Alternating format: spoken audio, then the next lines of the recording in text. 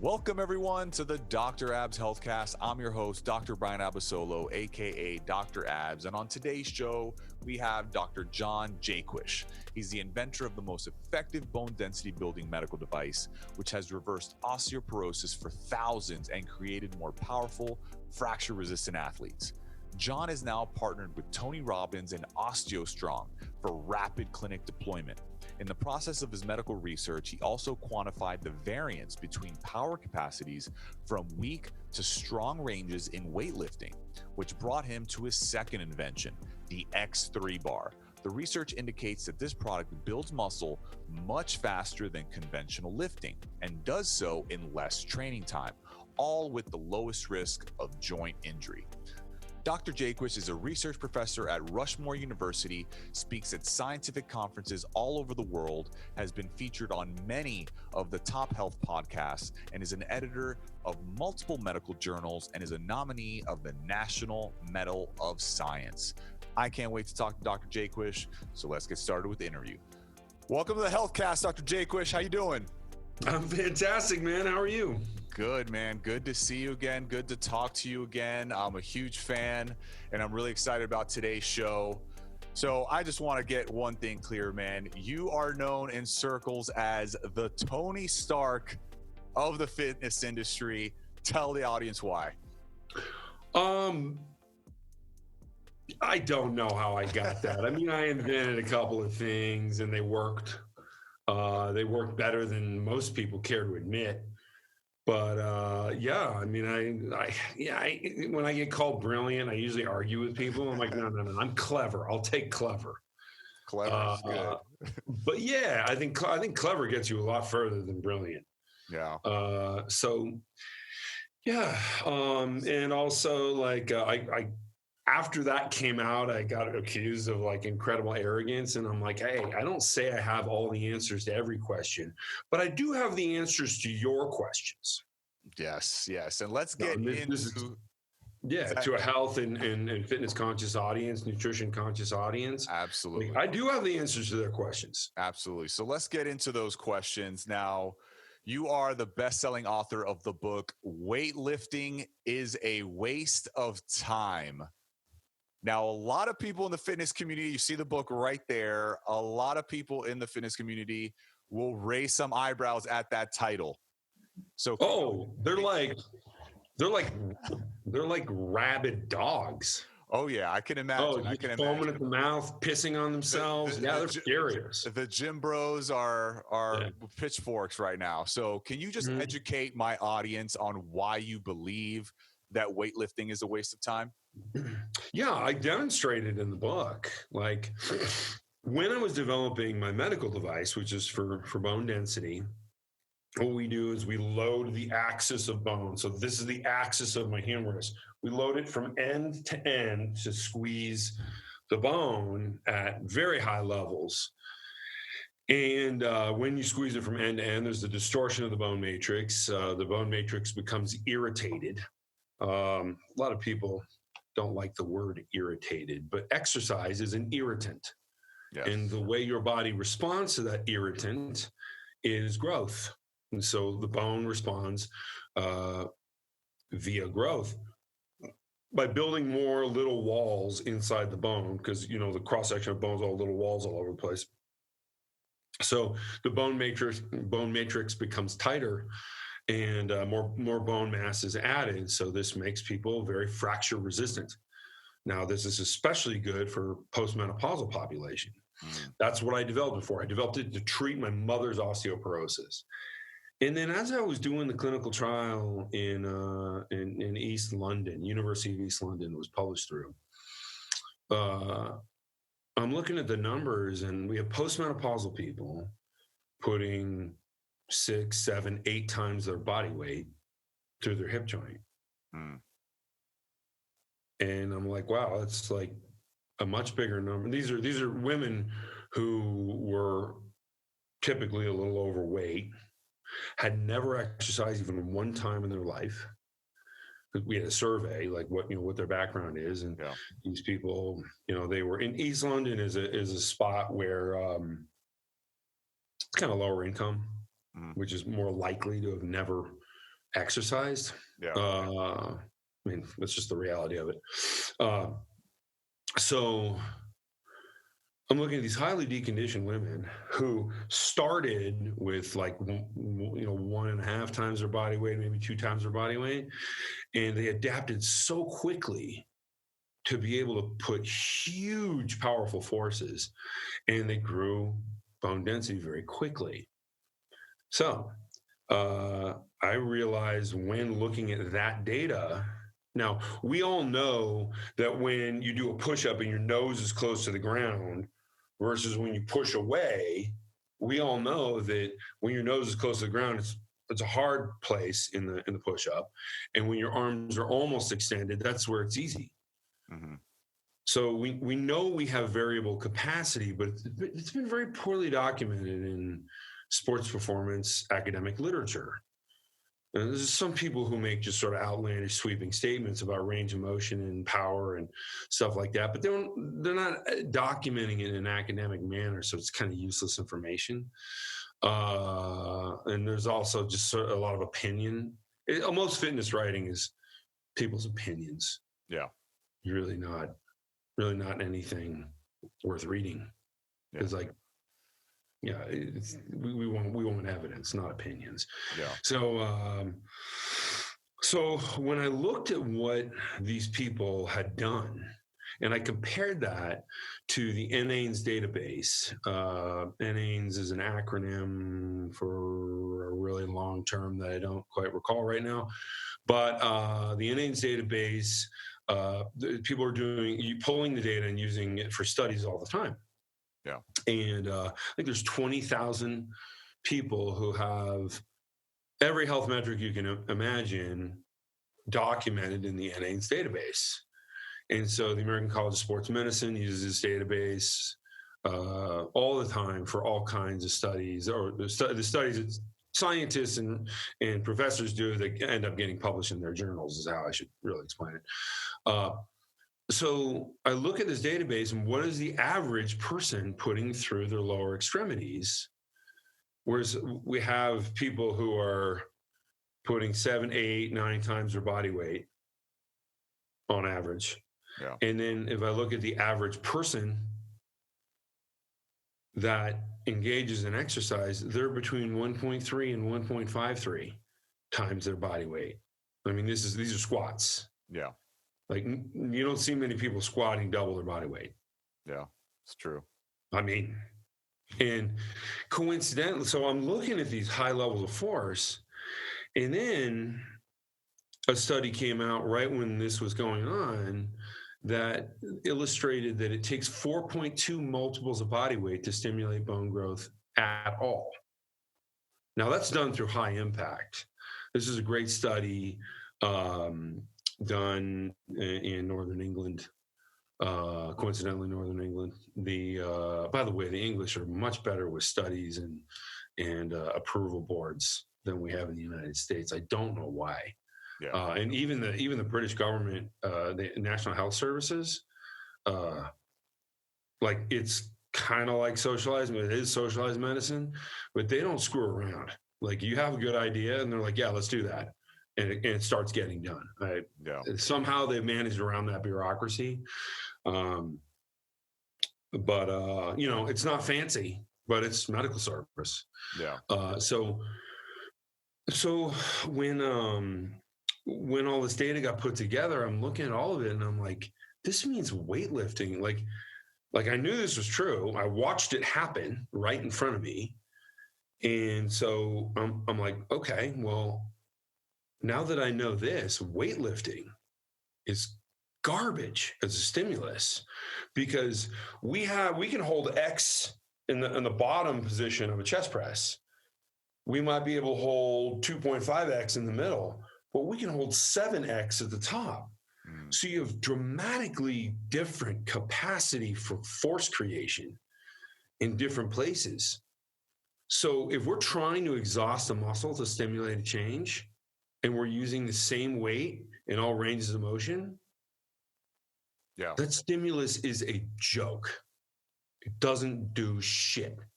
Yeah. So, and coincidentally, how many people work out for 10, 20 years, and they see nothing. Yeah. Like, I don't know why the fitness industry is so interested in defending what they've been doing, because I think it's the most failed human endeavor ever. Yeah. Like, you walk into I'm not talking about, Venice Beach Gold's Gym. I'm talking about any gym other than that one. Or, there's other gyms that are even closed to the public because it's just like pro athletes in there. But, those are the outliers. Let's look at the general population. I can go into a general big box gym, look around at the people, and go to the pizza place next door, and it looks like the same people. Yeah.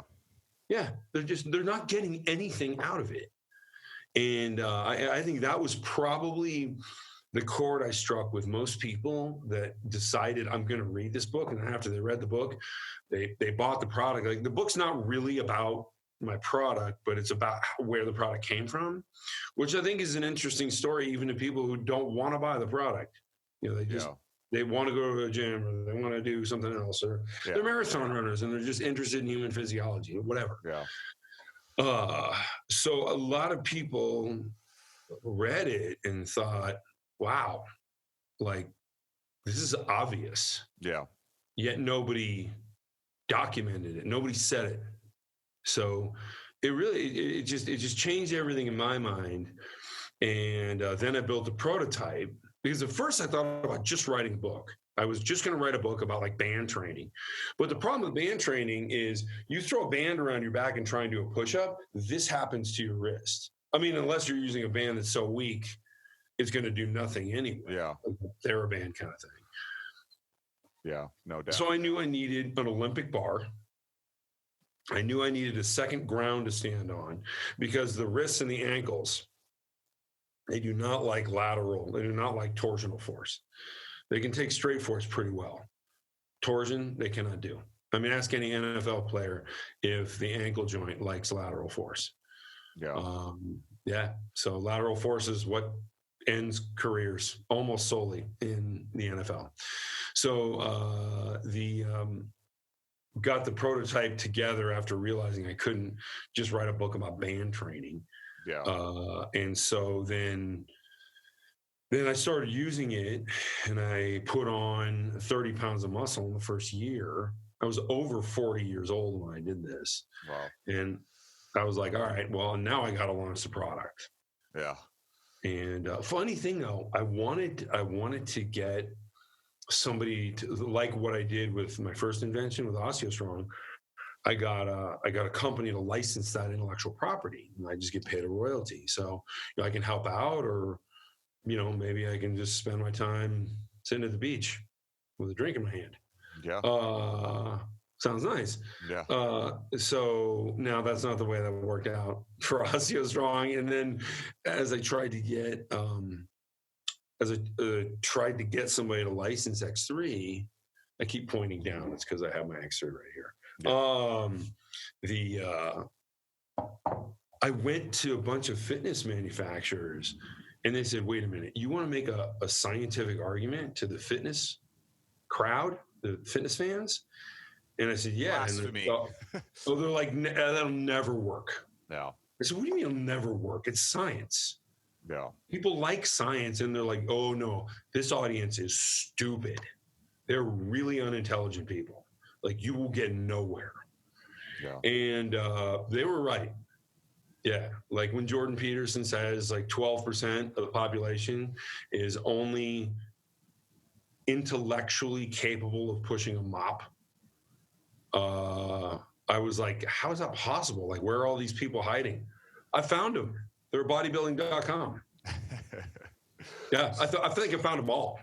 So it was just amazing to me what all it took to get this thing to be, just generating tens of millions of dollars quickly was changing the audience to busy professionals, because busy professionals are actually interested in something better, and they believe that there's a possibility for something better in everything they do. Yeah. So I just sidestepped the dummies and just went to smarter people. And then of course professional athletes started calling me, and now we do the strength programming for the Miami Heat, or they have some modifications to how they do it to make it so that like an NBA, like for example, they do calf raises in an overhead press position. So they're holding over their head, because when you do a jump shot, where are your hands? Above Over your head. Yeah. Right. I tell everyone, never screw with the program, unless of course you're like the strength coach of the Miami Heat. You can do that. Right. Because most people don't know what they're doing. Yeah. They're missing out on some of the key aspects of the stimulus to get the most out of it. Yeah. So, the Heat, they're different. Yeah. And then now I'm working with 30 other professional athletes.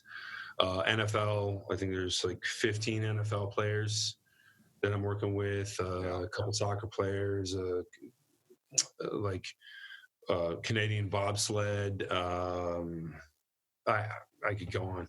Yeah. But the professional athletes are starting to pick up on it. And you look at the website and you see 30 pro athletes and a team that are all using X3. It's like they're not going to waste their time with something stupid.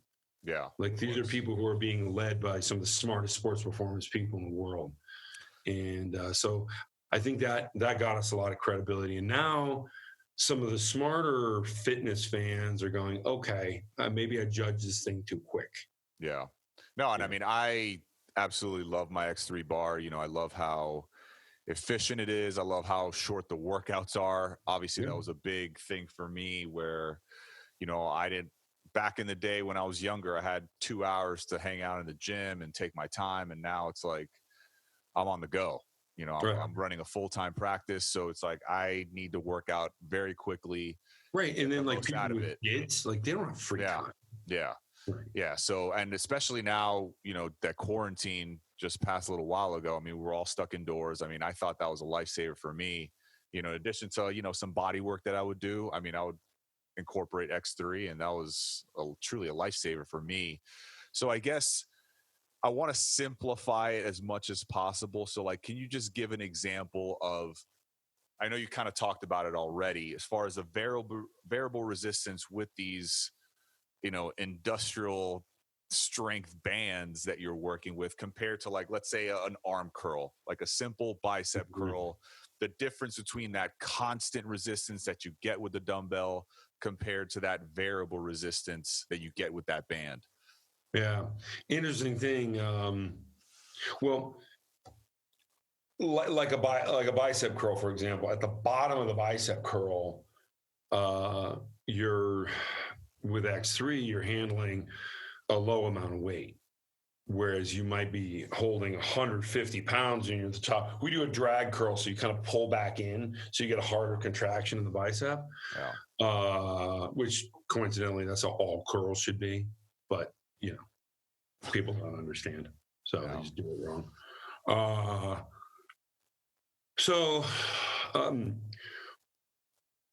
We deliver the force where you can generate more force. So it's a more profound fatigue from both the sarcoplasmic and myofibril. So no need for periodization. So you don't need to bounce back and forth. You get everything with the one set. And then we also use constant tension. The constant tension with the variable resistance has a hypoxic effect, a very strong hypoxic effect. So we downregulate myostatin better than anything else. Yeah. And like blood flow restriction bands. Problem with blood flow restriction is your body knows it's being choked. Yeah. So muscles shut off. It's a neural inhibitory process. So then you can't engage much. Yeah. So is it really effective? I mean, it is. It's documented. But wouldn't it be more effective if we could create the same effect by training heavy? Yeah. Of course. And because I'm engaging more tissue. And speaking of heavy, like one of the things I love about it is I feel like I've been able to work out my lower body more so than I ever have before. A lot of people, they may have back issues, they may have knee issues. So, piling a bunch of plates on the squat rack, may not be feasible for them anymore. But I feel like with the X3, with that variable resistance, if you're deadlifting 225 pounds, it's 225 pounds consistently throughout the movement. But when you do it with the X3 bar, it's a little easier to pick up initially. And then obviously as you get up there, when it really counts, that's when you actually feel the big resistance. Is that am I accurate in saying that? 100%. Okay. Yeah. No, I love that about it. So let's talk a little bit more about OsteoStrong, because like I don't even think people realize how amazing this technology is. I mean, you essentially came up with a cure, I want to say, or at least to help prevent osteoporosis or correct it. It'll reverse it. Yeah. I mean, reverse it. I mean, you're talking about a malady that affects millions and millions of people, specifically the elderly. And I actually tried it. I went to your Santa Monica location probably like a year and a half ago, and I tried it. It was just 4 pieces of equipment. It really didn't feel like I was, I wasn't pushing any weight or anything. I was literally just pushing to see how much force I could exert from my body in 4 particular moves. And I got to tell you, I was seeing stars, but it wasn't stars in the sense of like, I was like dizzy, I was about to pass out. I felt like a boost of energy. I felt stronger leaving there. Yeah, you can see light. You can see light photons for sure. Can you just talk about, go into the 4 different pieces of equipment, and what exactly we're working? And I know you talked about, breaking down the bone with the amount of force that's placed on you. Maybe give the gymnast analogy, because I think that could resonate with a lot of people out there, as far as the amount of the bone density that they have is probably more than anybody else in the world, just because of all the high impact. Gymnasts go through very high impact. Sometimes they get 10 times their body weight when they do a dismount from the uneven bars. That's the biggest impact they receive. Now, coincidentally, they have the highest bone mass of anybody, any athlete out there.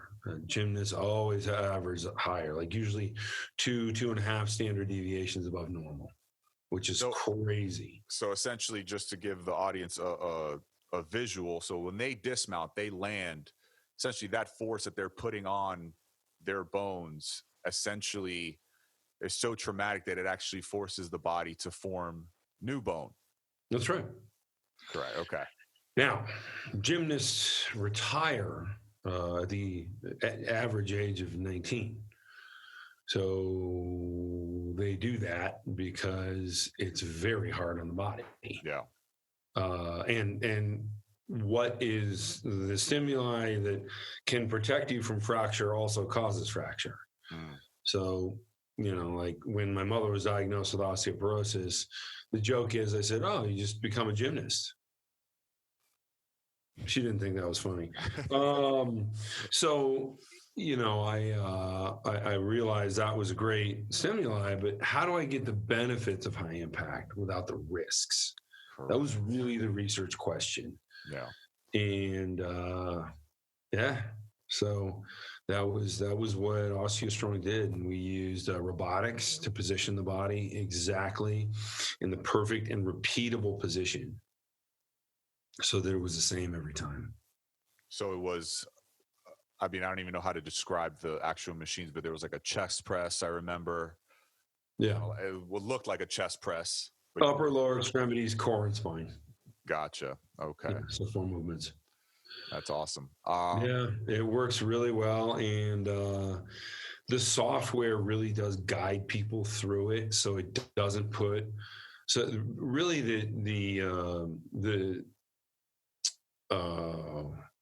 technician who's there, the kind of session coach, is there to make sure that you're comfortable. Because if you become uncomfortable, neural inhibition happens, and then you can't engage. Yeah. So, like, if you're uncomfortable, you're doing it wrong. Yeah. But there needs to be somebody there to make sure. Like, that's a moment by moment thing. But the operation of the devices is all computerized and robotic and automated. So it makes for a very accurate and repeatable. It's really important when you're taking measurements, right? Yeah. You got to have something that you're measuring the same thing every time. Yeah. And so the burden is put on the software for that, so that the person who's standing there taking you through the session is really just paying attention to your comfort. Got it. And it's a really good system.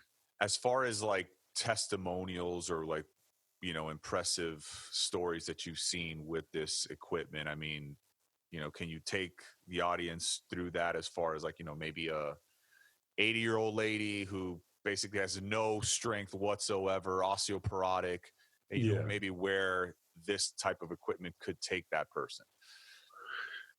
It's important to point out that the devices aren't for everyone. Yeah. And I think sometimes it's easy for a franchise operator to say, this is great for everyone, like it's good for everybody with bones. Not if they're quadriplegic. Yeah. Or paraplegic, or have a spasticity dysfunction, like cerebral palsy. They just can't engage. Like you have to be able to engage. Gotcha. So there are different groups there's contraindications for, like if you're hypertensive, unmedicated, it's called pressor response, pushing against a static object. Now, we have protocols to make sure that you don't have a spike in blood pressure, like keep air moving. But a lot of people do sort of just automatically do like a partial Valsalva. So like they take in a lot of air and then they shut their windpipe off. Yeah. And because there's a big void in the middle of the chest. It's your lungs. Yeah. But if you can fill that with air and then shut it off, now this void becomes stronger. So that's why people do a Valsalva. That for those listeners that don't know what Valsalva maneuver is, that's what it is. You don't want to do that at OsteoStrong. You want to keep air moving. You don't need to worry about the structural rigidity of your body because you're pushing against like a pad behind you. Yeah. So we got to correct those mistakes. Again, the session coaches, that's what they're there for. Make sure you're breathing. Sort of thing. But yeah, it's for the right population. You have to be relatively pain-free, relatively ambulatory. If you're hypertensive, it must be controlled. And then for the most part, you can do it and see great results. Yeah. Also, there's a little bit like any physical therapy intervention, your effort has a lot to do with your results. Yeah. So there's people who go to physical therapy clinics and they don't want to put in the work. And do they get much out of the physical therapy? No. These are the people who lose range of motion and like a knee replacement permanently because they just half-assed their therapy. Yeah. Well, that's what happens. So don't do that. Yeah. You got to go 100%. And in the beginning, it was kind of difficult. I had to kind of fire a lot of customers. Just tell them like, look, you're not trying hard, which means you're not going to do well, which means you're wasting your money. And I can't have that. Yeah. Then they're going to say that it didn't work and it's, right. I'd rather have them say, oh, they didn't want me to come in. Yeah. Or that John guy, what a dick. He told me to get lost. He told me to get out. He didn't want to help me. I'd rather them say that because then anybody's going to know, like, wait a minute. There's probably a reason he did that. Yeah. You only want 100% in there. Absolutely. You know what? I see there's X3 people who use the product wrong and then bitch about it. And I'm like, return it. I don't want you as a customer. You're a clown. Yeah. Like you don't follow the instructions. Like, if I owned a Chevy dealer and some guy came in to buy a car once a week and crashed it, at some point I'm not going to want to sell him cars. I want him crashing something other than a Chevy. Yeah. Like go to Toyota, go crash one of their cars, because I don't want somebody saying what the hell's wrong with Chevrolet. Yeah, right. Absolutely. So I want to transition, obviously, with the X3 bar, you stated that you packed on 30 pounds of muscle in the first year. So obviously that was your training method, but obviously there's also a nutritional component. So right now I want to talk about red meat. And I know that you are a huge carnivore diet enthusiast. You've seen amazing transformations, not only in your own body, but in the overall health and bodies of others. So I want you to target my audience in particular, because I have a lot of people out there that don't believe in the carnivore diet. They believe in the vegan, the vegetarian, the more balanced, the fruits, the veggies, the healthy fats, the lean meats, maybe more occasionally. And they believe that what you're doing is, just going to cause high cholesterol, high blood pressure, heart attacks, you name it. So can you just explain to my audience why you believe this line of thinking that they're thinking is flawed, and why you believe the carnivore diet is the better way to eat? Okay. I don't think anybody's thinking is flawed. Okay. I think there is research on all sides of this. Okay. And I think a lot of people approach the problem with a confirmation bias. It's like let's be hyperbolic. When most people do political research, they search for phrases like Joe Biden is stupid or Donald Trump is evil, right? And then they're like, I did some research on this morning, and it's like, no, you didn't. You look for the information that supports your existing opinion. Yeah. Like I have friends that search for videos like day and night on like gun owners like saving the day. It's like, okay, but people also accidentally shoot themselves at home.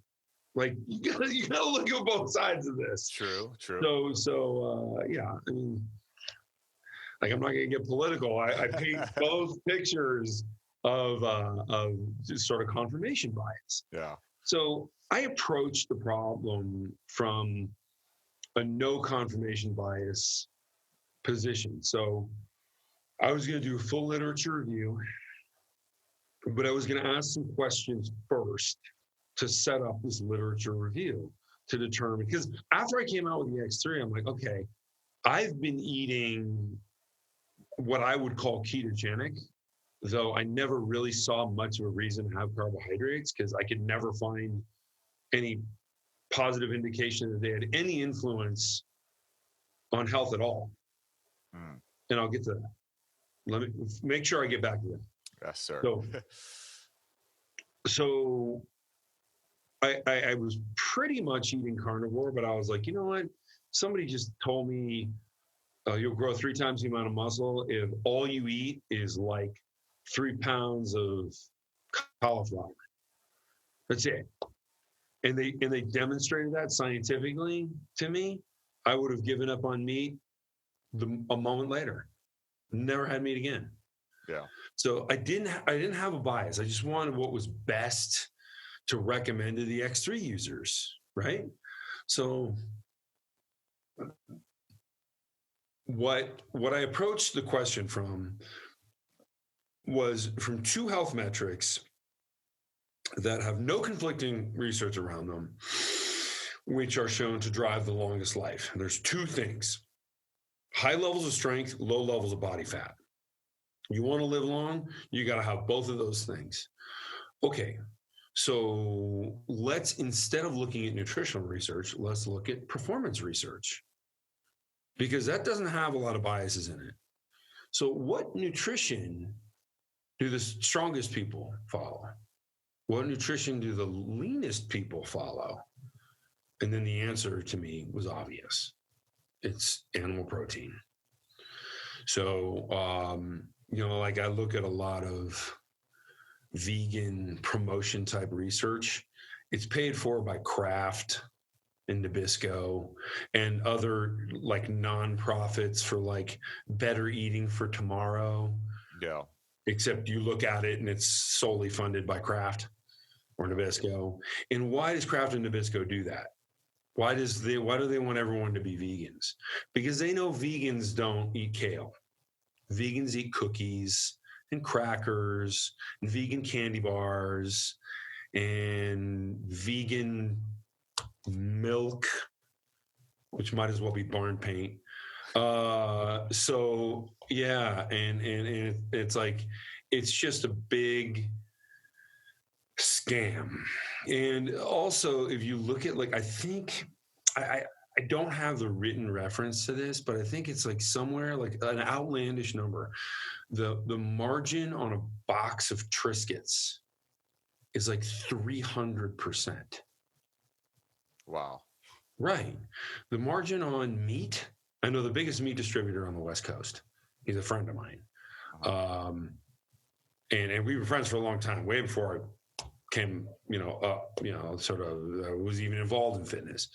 And he says to me, there's maybe like between 6 and 12% margin, like for even like the highest end cuts of meat. Like if you're like selling Chateaubriand steaks to restaurants.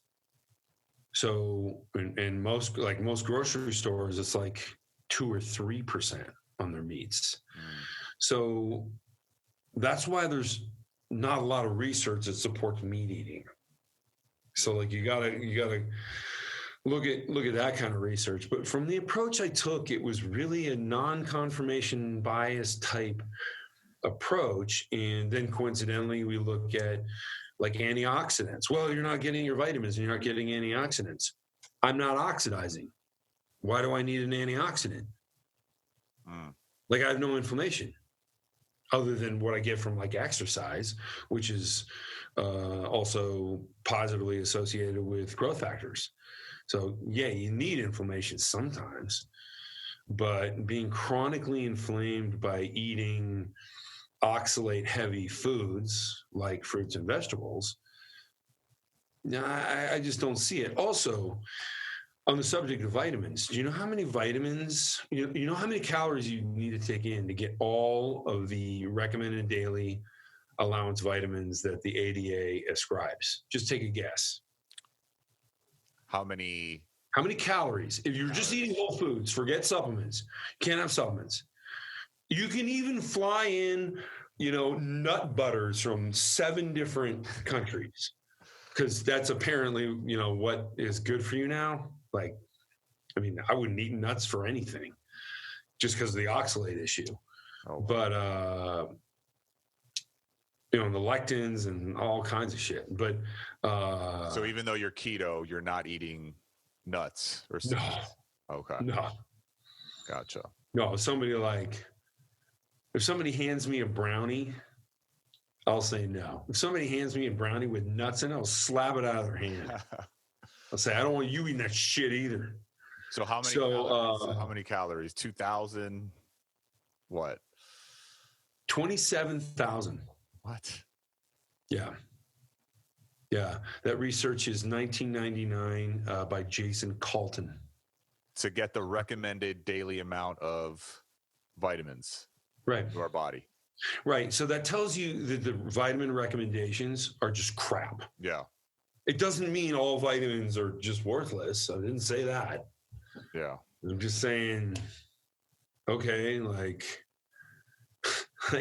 do we really need to follow these guidelines, which are obviously just arbitrary, almost like they were designed to sell vitamins in pill form?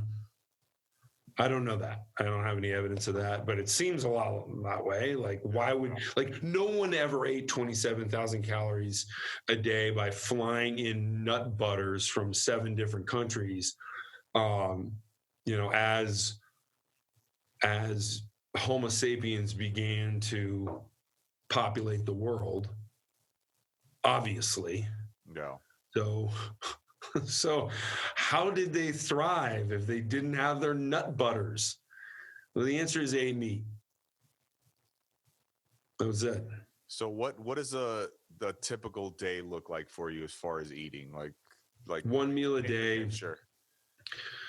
1 meal a day, a couple pounds of steak. I don't measure anything. You don't measure anything. So what? Nothing. Like three? Well, I count my grams of protein. 3 ribeyes and you're set, or in one sitting? Ribeyes kind of fattier than I'd Okay. like.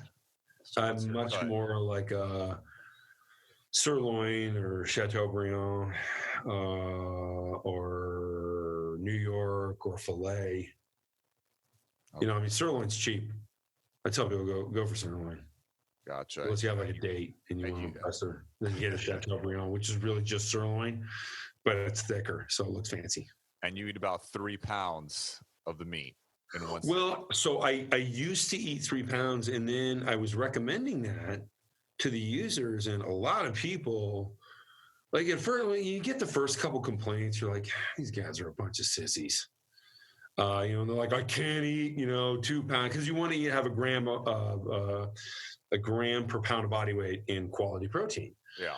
So, I weigh over 240 pounds. So I want to be a little bit over to make sure I'm not under, because not every cut of meat is exactly the weight, that you might think it is or whatever. So just want so I'm kind of shooting for 300. And that means 3 pounds of sirloin or 3 pounds of New York steak. Like, let me tell you, that last pound, you do not love it. Yeah. Not like the first 2. Did you ever see The Great Outdoors with John Candy? Oh, of course. He's filmed at Bass Lake. When he's eating like the 69er or whatever. Remember 86er, the steak, he could like barely take down the last bite. Yep. I've taken that challenge and won. Really? Oh yeah. I have a high capacity stomach. Wow. But so then I started hearing these people saying, like, we just can't do this. Like, I can't eat like that. Even the guys that weigh like 180 pounds are like, I can't get 2 pounds of meat, like choked down. Even if I forget about fasting. Now, it doesn't have to be in one sitting, right? I mean, you could I'm doing it in one sitting. But I mean, if other people do it, could they do it just maybe spread out throughout the day, or does it have to be in the one sitting? I like a fasted effect. Gotcha. Okay. Yeah. Or, if you're going to have 2 meals, just make them close together. So kind of like an intermittent fasting. Carnivore. Yeah. Okay. Like between 12 and 8, just get all your meat in. Now, do you take no? I would go tighter. Tighter than that? Yeah. More like between 4 and 8. 4 and 8. Okay. And as far as any other, is there any chicken? Is there any fish? I mean, is it just the steaks? Yeah, any animal protein's okay.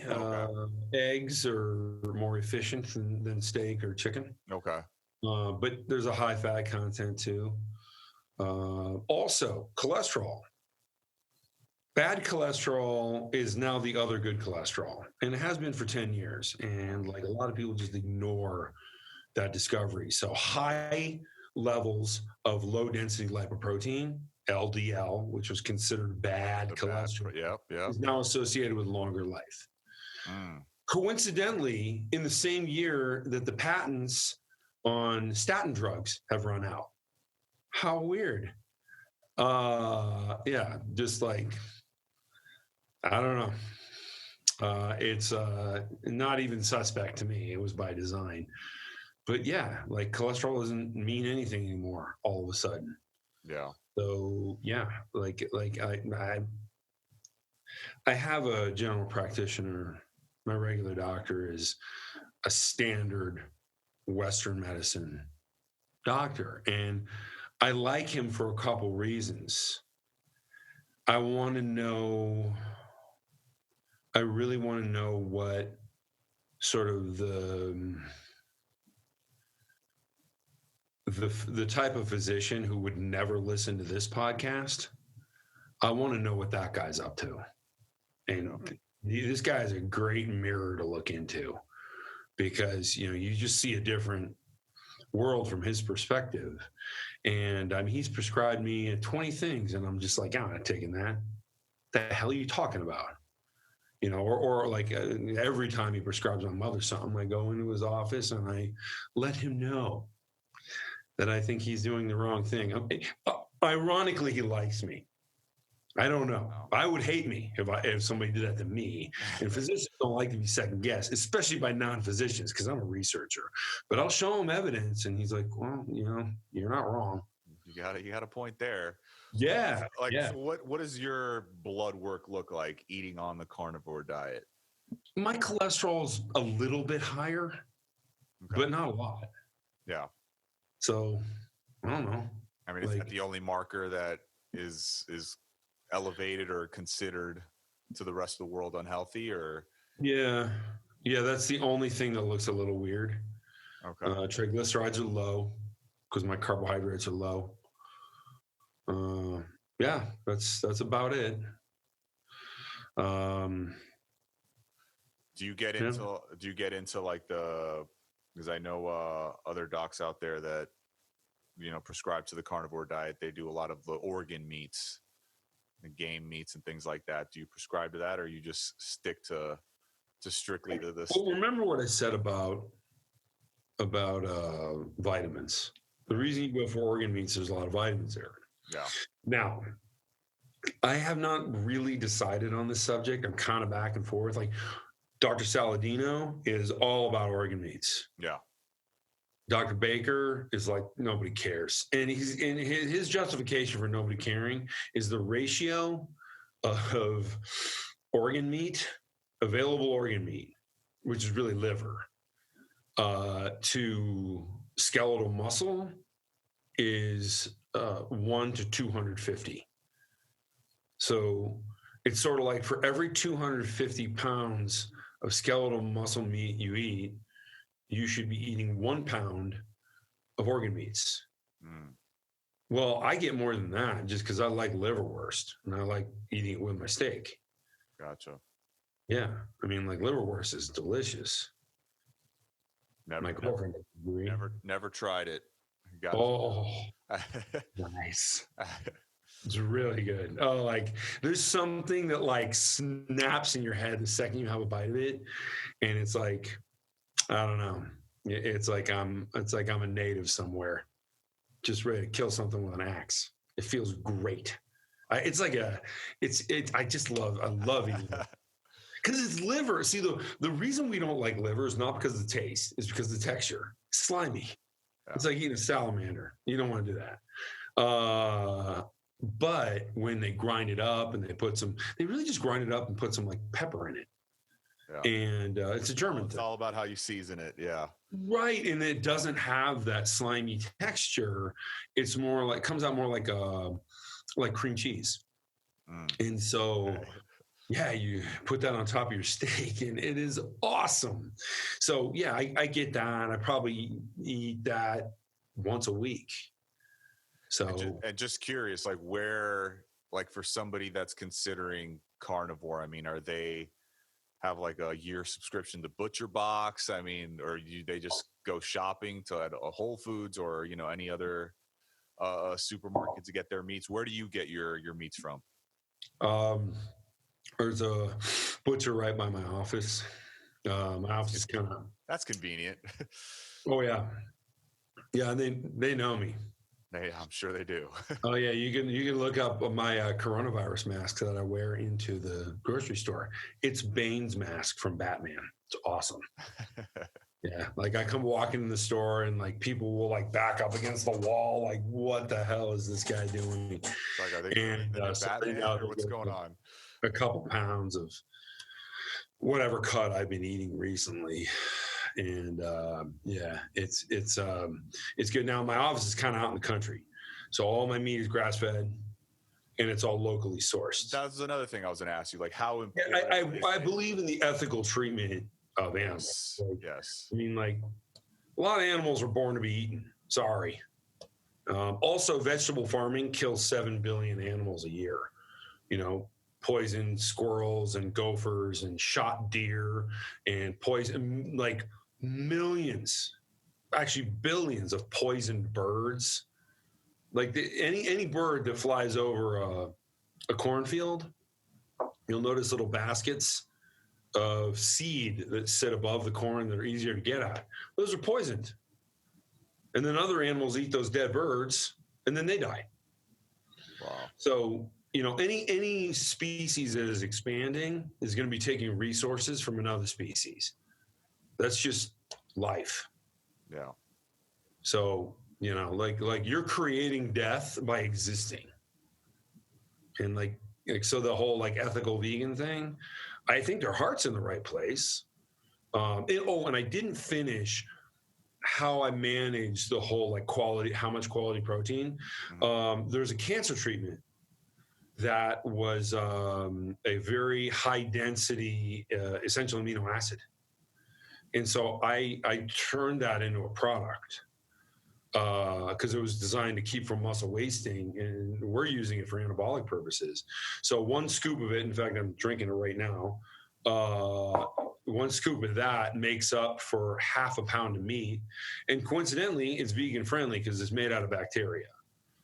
So it's bacterial fermentation. So like I tell vegans, like, look, I'm just going to shamelessly promote my own product here because I don't know what else I would do, but I developed this for people who couldn't eat meat and still get the high quality protein. So, and there are a few vegans that I know that are X3 users that exclusively their only protein source is this bacterial fermentation, and they're growing, which is amazing because vegans. My kind of joke is the only people that grow from veganism are the ones who are vegans between meals. Because there's no other explanation. You need the quality protein. It's just like absolutely right. It's like obese people that are like, oh, I only eat 1,100 calories a day. No, you don't. Yeah. Like, I've only been eating 1,100 calories a day for the last 5 years, and they're like 300 pounds. You're like, nah. Yeah.